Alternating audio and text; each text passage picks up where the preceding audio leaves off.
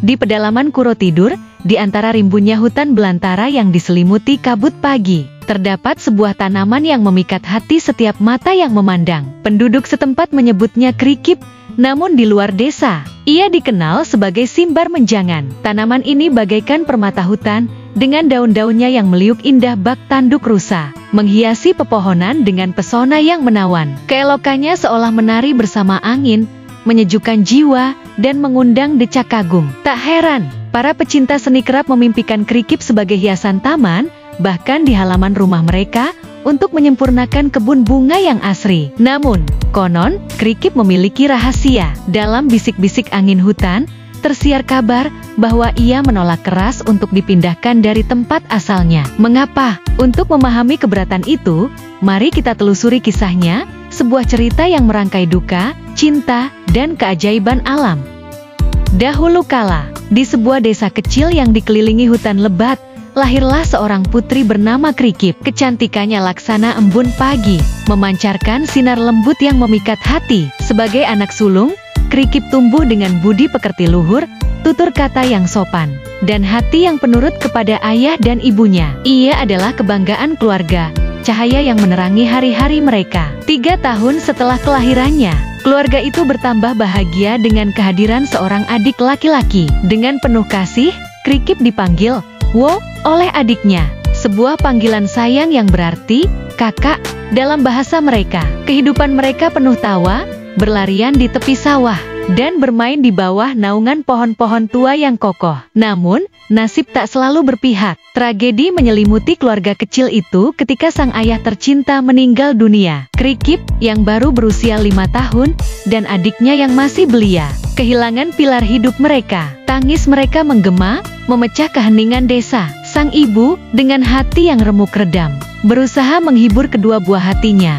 Namun duka itu terlalu dalam. Dalam keputusasaan, ia memutuskan untuk membawa Krikip dan adiknya meninggalkan desa, menuju hutan yang sunyi. Di sana, mereka membuka kebun kecil, berharap menemukan kedamaian di antara hijaunya alam. Hutan itu, dengan gemerisik daun dan nyanyian burung, perlahan menyembuhkan luka mereka. Krikip dan adiknya mulai tertawa lagi, berlarian mengejar kupu-kupu, memancing ikan di sungai kecil, dan tumbuh sehat di bawah sinar matahari. Kehidupan mereka sederhana, namun penuh kehangatan. Pada suatu pagi yang cerah, ketika sinar matahari menyelinap di sela-sela dedaunan, Krikip dan adiknya meminta sesuatu yang sederhana namun berat bagi sang ibu.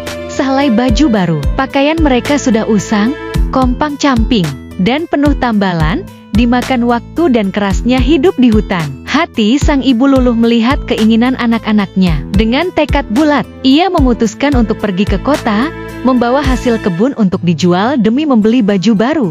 Sebelum berangkat, ia berpesan dengan lembut namun tegas, "Jangan pergi jauh-jauh, anak-anakku. Tunggu ibu kembali." Krikip dan adiknya mengangguk, berjanji untuk menaati pesan ibunya. Namun, takdir berkata lain. Di tengah perjalanan, sang ibu tersesat di labirin hutan yang tak dikenalnya. Hari berganti hari, minggu berganti minggu, ia terus mencari jalan keluar, namun sia-sia. Kelelahan dan keputusasaan merenggut tenaganya, hingga akhirnya ia jatuh pingsan di tengah belantara. Beruntung, seorang pengembara menemukannya dan membawanya ke sebuah desa asing, jauh dari rumahnya. Di sana, sang ibu dirawat dengan baik, namun hatinya tak pernah tenang. Bayang-bayang Krikip dan adiknya menghantuinya, mengingatkannya pada janji yang belum terpenuhi. Dengan penuh tekad, ia memohon bantuan warga desa untuk mengantarkannya pulang.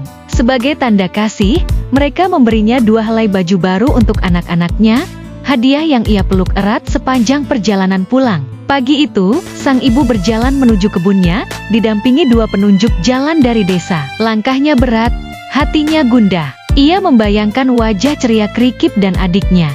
Namun ketakutan akan nasib mereka merayapi pikirannya.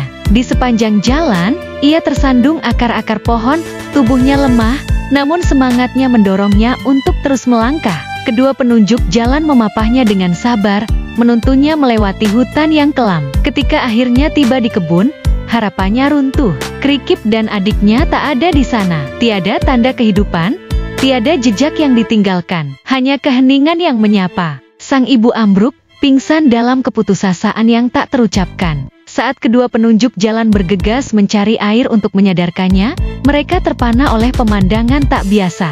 Di tengah kebun, tumbuh sebuah tanaman aneh, dengan daun-daun yang menyerupai tanduk menjangan, indah namun misterius. Pesonanya begitu kuat, hingga mereka lupa akan tugas mereka. Dengan hati-hati, mereka menggali tanaman itu, berniat membawanya ke desa sebagai hiasan. Sementara itu, dalam alam pingsannya, sang ibu bermimpi. Wajah Krikip dan adiknya muncul, seolah nyata di depan matanya. Mereka memanggilnya dengan suara penuh rindu, "Ibu, oh, anakku, maafkan ibu. Ibu terlambat."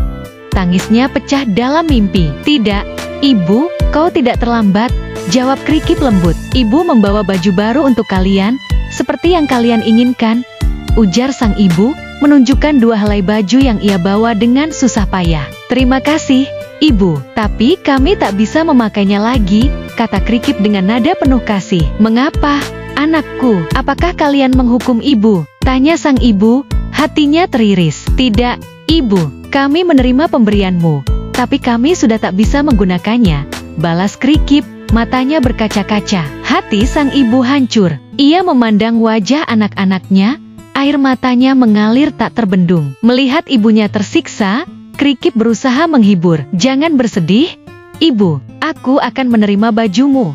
Dengan tangan gemetar, Krikip mengenakan baju baru itu. Namun, ia tersadar bahwa baju lamanya, yang lusuh dan kotor, masih melekat erat di tubuhnya. Ia mencoba melepaskannya. Namun setiap usaha terasa menyakitkan, seolah baju itu telah menyatu dengan kulitnya. Akhirnya, ia menyerah, membiarkan baju baru itu menutupi yang lama. Di luar, ia tampak elok, namun di dalam, ia tetap menyimpan bekas luka masa lalu. "Cantikkah aku sekarang, ibu?" tanya Krikip, berusaha tersenyum. "Cantik sekali, anakku," jawab sang ibu, suaranya parau. "Pantaskah aku memakai baju ini?" "Pantas, nak. Mari kita pulang ke desa." Namun, Krikip menggeleng. "Tidak, ibu, aku tak ingin ke desa. Aku hanya membutuhkan kasih sayangmu di sini, di hutan ini." "Tapi kita tak bisa hidup selamanya di hutan, nak," bujuk sang ibu. "Pulanglah, ibu. Biarkan kami tetap di sini," pinta Krikip dengan tegas. Sang ibu memohon, namun Krikip bersikeras. Tiba-tiba, ia berteriak melengking, "Tidak, jangan bawa aku ke desa. Jika ibu rindu, bawalah sehelai bajuku. Itu akan mengobati kerinduanmu." Teriakan Krikip mengguncang sang ibu, menyadarkannya dari pingsan. Ketika ia membuka mata, anak-anaknya telah lenyap. Di sisinya, kedua penunjuk jalan berdiri, memegang tanaman aneh yang mereka temukan. Daun-daunnya yang menyerupai tanduk menjangan berkilau di bawah sinar matahari, memancarkan keindahan yang tak wajar. Dalam hati sang ibu, ia tahu, itulah Krikip, putri tercintanya, yang kini telah menyatu dengan alam. Tiba-tiba, seekor kera kecil muncul dari balik semak. Dengan gesit, ia merebut tanaman itu dari tangan penunjuk jalan, dan memanjat pohon tinggi. Memeluk tanaman itu erat sambil berteriak, "Wow, oh, pro." Suara itu bergema, penuh kasih dan kepedihan. Sang ibu tersentak dalam hatinya. Ia mendengar suara adik Krikip, yang setia melindungi kakaknya, menolak untuk membiarkannya diambil ke desa. Dengan hati remuk, sang ibu kembali ke desa bersama kedua penunjuk jalan, membawa luka yang tak pernah sembuh. Di belakangnya, hutan menyimpan rahasia Krikip dan adiknya, yang kini hidup dalam wujud simbar menjangan. Tanaman yang indah di luar, namun menyimpan cerita duka di dalam. Itulah kisah simbar menjangan, yang di desa Kuro Tidur dikenal sebagai Krikip. Keindahannya yang memukau di luar menyembunyikan lapisan daun kering dan lusuh di dalam. Sebuah simbol dari baju lama Krikip yang tak pernah ia lepaskan. Menurut para tetua, tanaman ini menolak dipindahkan dari hutan, sebab ia adalah jiwa Krikip, yang memilih tetap setia pada alam, bersama kasih sayang ibunya.